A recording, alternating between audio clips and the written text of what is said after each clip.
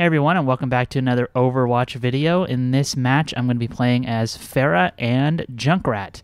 I kind of wanted to show off what it's like to choose heroes based on the map and based on where the objective is and how the enemy team is playing, because that's incredibly important, especially as you get better at the game and you get more comfortable with other heroes. Because it's good to have basically like one of every type of hero, like in support, defense, and healers and stuff like that. It's good to have a hero that you're comfortable with, so that way you can reliably switch to them, so that so you can counter whatever the enemy team is doing. I kind of wanted to play Pharah at the beginning of this match, so I kind of just chose her. I also had just played attacking on this map, and I knew that it's really annoying when Pharah is up on this top I guess building. Is it a building? Yeah, over here where I'm going to go jump up on top of right now. Pharah is really annoying because everybody comes, the spawn for the enemy, the attacking team, I should say, is right over there where I'm facing, and they all are trying to get that payload. So you can just get a Pharah and start blowing them up from above, and they don't really have time to start attacking you because you have your own team down below. Now, if we had a bunch of snipers or something and Hanzos, then I probably wouldn't be able to last very long as a Pharah. But I think I do pretty good as a Pharah, especially since they have that Reinhardt, and Pharah's rockets can get right behind the Reinhardt, or they just take out his shield really quickly and open him up for other people to kill him. So she's very useful in this map at the beginning if you're a defense, because she can just destroy another team, especially if the other team doesn't have like a sniper right away, or doesn't have like a really good, like I was thinking like a Genji, or somebody who can like kind of snipe her off, or just kind of harass her. Because she's not very good at close range. Like if somebody starts beating you up right next to you, Pharah doesn't want to shoot those rockets near her to kill herself. So they never switched for a while here, so they eventually catch on. But using Pharah here is pretty strong, I think. And I'm not very good with Pharah, like you could probably tell. I'm not that great, but I'm able to kind of push them back because they got a Roadhog. Roadhog is a very big target, so he's an easy target for Pharah's rockets. I shot myself there. And that Reinhardt, he can't deal with, he can't point the shield up, so, he can't deal with Pharah. And also, like, we've got a sniper, and I think we got a diva, and I don't know what else we had. I might check here in a second. I don't know. This is not live commentary, but, they were getting pretty beat down because they had no way of getting through the sniper, the Pharah, the diva pushing them back, and I kept trying to push that Reinhardt back with the diva or Pharah's E. I forget what it's called, but Pharah's very strong for being kind of like a aerial harasser. She's not in the back lines necessarily, and I don't know why that Mercy was up there. That's a dumb idea for a Mercy. She was alone. Maybe her teammate got killed. I tried to do my ultimate here, and I think it was terrible because I did it right when McCree did his ult, and I thought I could get him before he finished his ult, but he totally just killed me. It was bad. I tried. He probably would have got me anyway because they flew up there before that anyway. But anyway, Pharah is just really strong on this map, and that's a good thing to learn. And it's taken me a while to learn that. I don't know why, but there's just heroes that are very strong in certain parts of the map and certain parts of the game. Like this is when I knew I needed to keep them off that payload to prevent them from pushing as fast, or really fast, and get us back into this area where I'm now. And now I was thinking about switching back to Pharah. That's why I turned around, and then I was like, you know what, I'm going to stick with it because they still don't have any character. I kept checking. That's another important thing, is you want to check what heroes they have, and if they've switched it up. They do have a Winston now, but that's another big target for me to take out. So I just kept going with Pharah. This is harder for Pharah. There is still room to fly up and everything and get out of the way of stuff. But if as soon as they get like a Widowmaker in here, she can easily pick me off, and I think she starts to, because they do have a Widowmaker. It's a little tougher. It's more in close space. You could shoot yourself with the rockets if you're bad like me, and they easily know where you are because it's not like they have to like look around an entire map. It's basically you're going to be up top. So yeah, that Widowmaker gets me. It's a good Widowmaker. So this part of the map is a little worse for Pharah, but they weren't doing much, so I thought I was gonna stick with her for a little bit. I should have switched away from her probably right now, but I didn't. I don't think. Yeah, I think I just stuck with her. I was about to switch to Junkrat. I'm okay with Junkrat, I think. So I thought like, okay, I'll switch to Junkrat because I know that the ending here is very important for Junkrat, but we'll get that in a second. This area here on this map is key if you're like a Reaper or something, because you can't necessarily kill anybody from here, but you can kind of drop in and do your ult without even having anybody realize it, especially since it's like right on top of the payload. For Pharah, it's tough. There's a Widowmaker. Like, I really should have switched, because that Widowmaker was just going to destroy me if I tried to peek out anyway. I did push back the Reinhardt, which I felt pretty good about.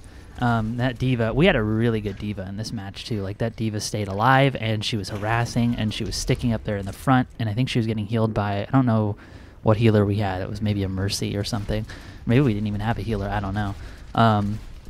You know, I was trying to pick, oh, that D.Va was good, but she's pushing them back, and then that means that they're going to start not going the main way and going to start coming up here, and this is where, like, Pharah just can't deal with it. Yeah, we have a Bastion, but that Bastion wasn't in the greatest position, and also, like, I wasn't helping him just because that small space. Like, Pharah's rockets have some amount of splash damage that can, you know, hurt people in closed spaces, but not enough to really do anything, especially if you got a Reaper that's smart about going into his little ghostly form. I really don't know the name of that, and like every video I mention it, I don't know the name. I don't know if I ever care. But yeah, I tried to deny that Winston, but they just took me out. I think that Soldier 76 or somebody took me out, or maybe the Reaper did. Yeah, it's just bad for Pharah, and that's when and that death to me told me, like, okay, they know that I'm a Pharah. They know that I'm gonna start like wrecking them from above. So it's not time for Pharah anymore. Pharah needs to switch. I think I gave it one more shot because I wanted to see if I could keep pushing them back, but there was no way it was going to happen. They pretty much had caught on. And yeah, see that Widowmaker, like, she knows. and once that happens, like, there's just no point. If you feel like you're not doing anything as a character anymore, then you just got to switch away. Like, you got to bite the bullet and just do it, because it's always going to be better for the team if you're not dying a bunch of times, because every time you die, you're one less player to, like, you're like one less body in the way, in a way. So it's just better to switch away. And of course I didn't switch away because I was just really stubborn about playing Pharah. And this is just a bad example of not switching away. Like, these are moments. And in my head while I was playing this, I was thinking, I really should switch away, but I want to keep getting better at Pharah. And that's kind of the tough thing with this game, is like, there are characters I'm sure, you know, everybody wants to get better at. And sometimes they're just not viable. Like, Pharah is really not great here. If somebody just walks in here, I'm pretty much dead. I already almost killed myself. So, like, this is just not going to go well. And that Mercy's really good. Soldier 76 pops his ult. He almost gets me. I think he almost kills me. And then, I mean, he does kill me, I think, eventually. But it was just bad. It was just a bad Pharah play at the end here. Because the end here is very close range. Like, the enemy team comes around the corner and can just start destroying you if you're in their sights. And if you're not in their sights, you're in a room, and the room is very bad for Pharah, like that, like Reinhardt. You can just go in there. So I think this is when I finally take the hint and switch to Junkrat.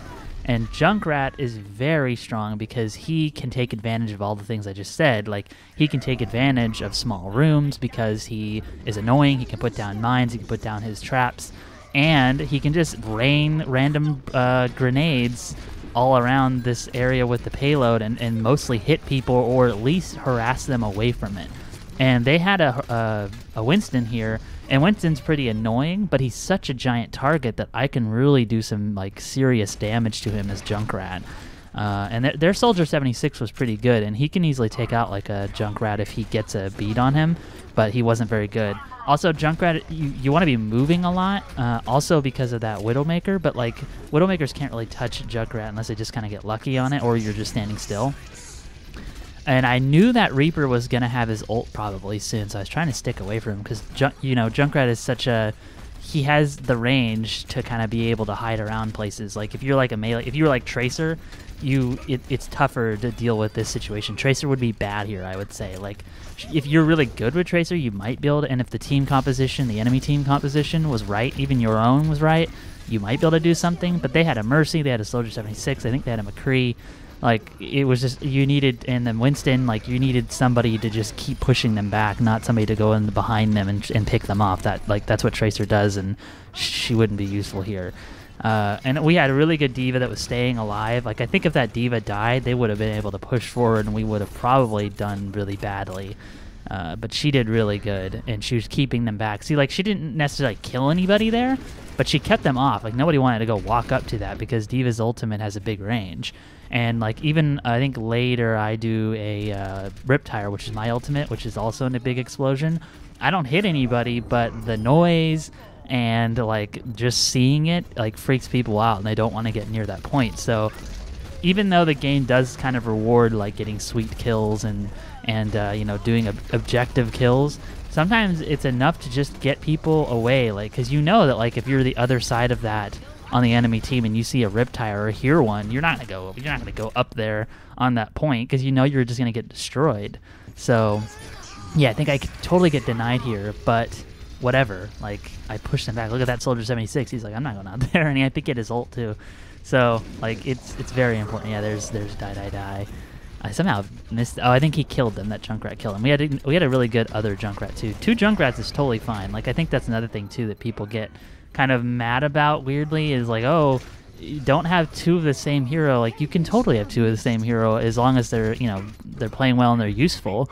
2 Junkrats here is annoying. Like, I think that's a very good combination, because that means there's just a ton of grenades going about, and people just do not want to get close to this payload without some type of healer or like a shield or their ult, or, you know, like, just like maybe a good angle on everybody. But we're so spread out. There's grenades everywhere. There's traps everywhere. Like, it's very dangerous to get in here for the enemy team, and so, like, basically the enemy team had to wait for that Reinhardt to get in, and even then that Reinhardt's such a giant target, and I can blow him away, like, literally, like, move him away with a good placed mine, that it's just a very tough one for attackers with this team makeup.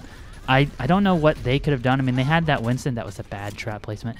They had a Winston, and that Winston just couldn't survive. You know, maybe like 2 Winstons would have helped to, like, just be super, super annoying and spread us out and kill us. That might have been able to give them an opening. It was pretty tough, though, and they seem to not really want to switch their characters up, which, again, it's very important to do that, and they didn't manage to do that here. And they might have done it if they would have killed one of us, but it just wasn't happening, and so at some point they should have probably just switched. And, you know, that Soldier 76 is maybe not that great. Maybe they should have, like, got a Hanzo or something up above and done his ultimate, because his ultimate just clears a room, or clears a space, and that would have been very useful maybe for them. I don't know. They didn't get it. They tried really hard. They got close. Like, it wasn't like we just shut them out, but we had a really good composition against them. So I feel like we did pretty good, especially with the D.Va. That D.Va really held her own. Yeah, I thought this was a good move.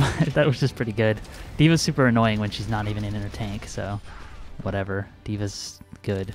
All right, so I got a bunch more Overwatch videos on the channel if you want to see those, and I got more coming, so see you in the next video.